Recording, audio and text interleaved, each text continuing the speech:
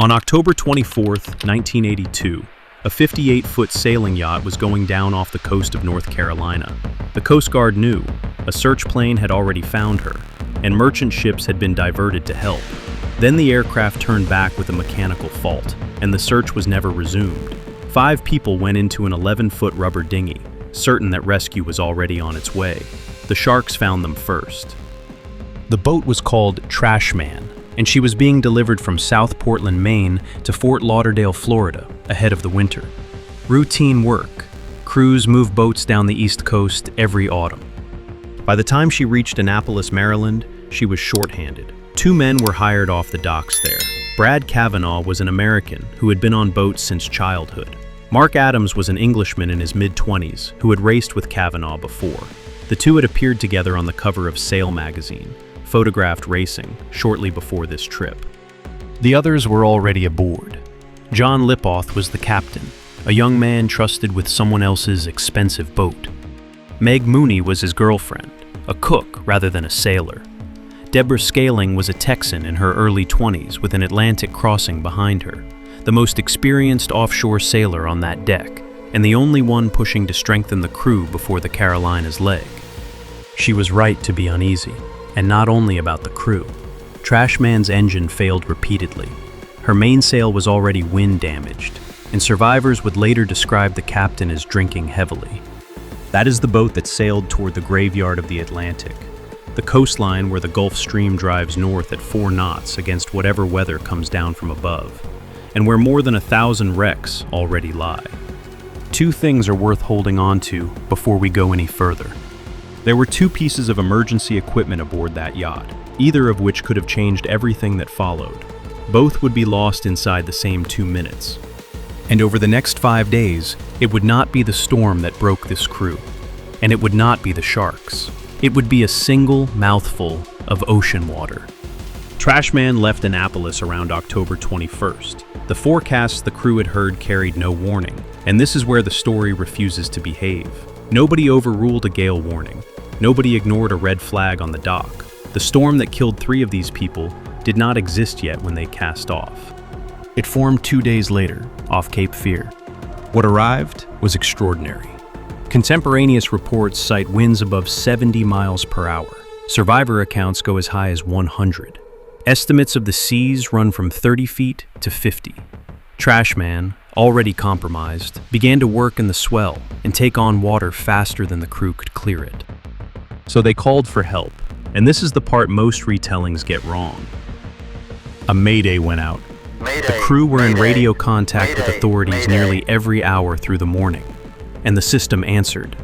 The Coast Guard launched a C-130, a 4-engine turboprop built for exactly this work, able to stay airborne for hours and sweep hundreds of square miles of open ocean at low altitude.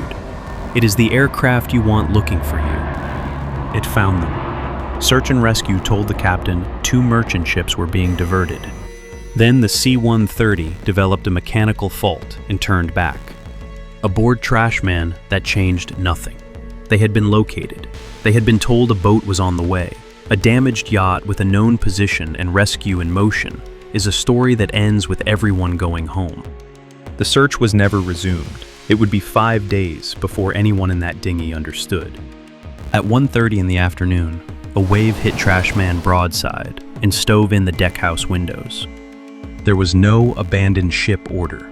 The Coast Guard would later tell reporters the wave sank her within a minute.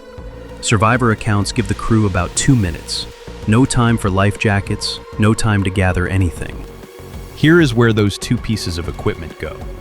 The first was the canister life raft, the proper one, built for exactly this, with emergency food, water rations, and a first aid kit sealed inside.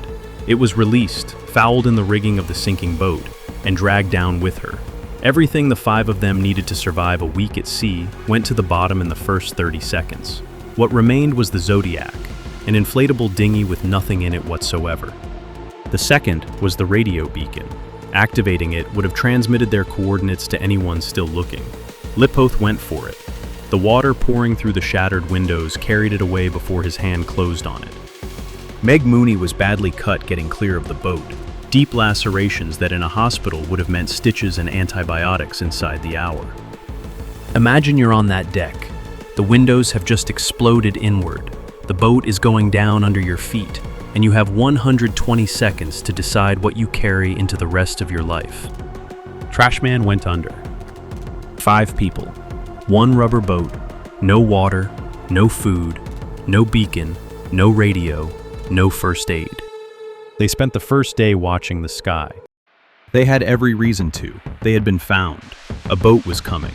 Every hour was an hour closer to a ship on the horizon. Nothing came. Not that day, not the next, not the one after. The sky stayed empty, and the 5 people in that dinghy had to absorb, slowly, what an empty sky meant. The cold worked on them throughout.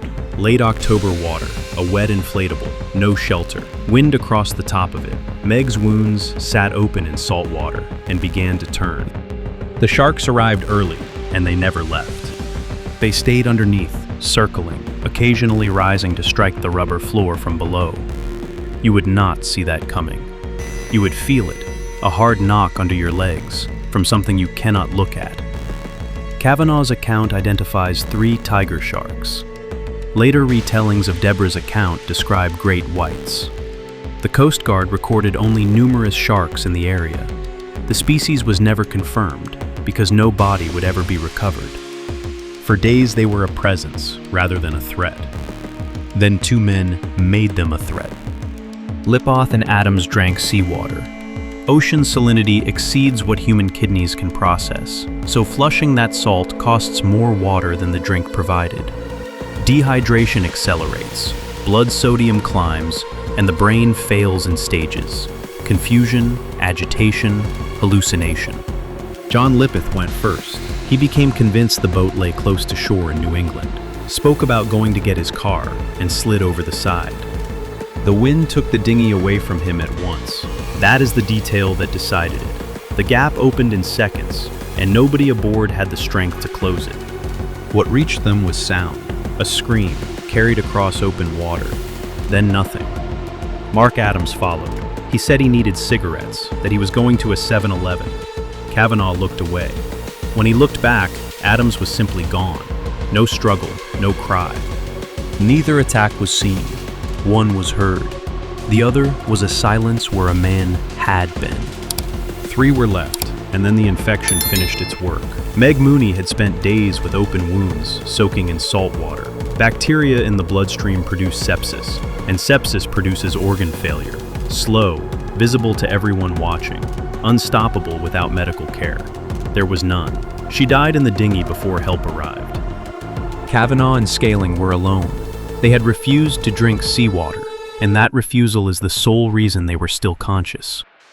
Rescue was chance and nothing else. A passing Soviet freighter sighted the dinghy in open ocean and took both survivors aboard. They were transferred to the Coast Guard and brought ashore at Morehead City, North Carolina, where doctors at Carteret General Hospital found them severely dehydrated and exhausted, but otherwise in fair condition. 5 days adrift, within 100 miles of a coastline that had once known exactly where they were. Kavanaugh spent decades seeking an explanation. A lawsuit against the Coast Guard was settled out of court. Deborah Scaling Kiley spoke about the wreck for the rest of her life. 3 people died after an unforecast storm overwhelmed a failing boat, taking raft and beacon down in 2 minutes, and a search that had found them never resumed.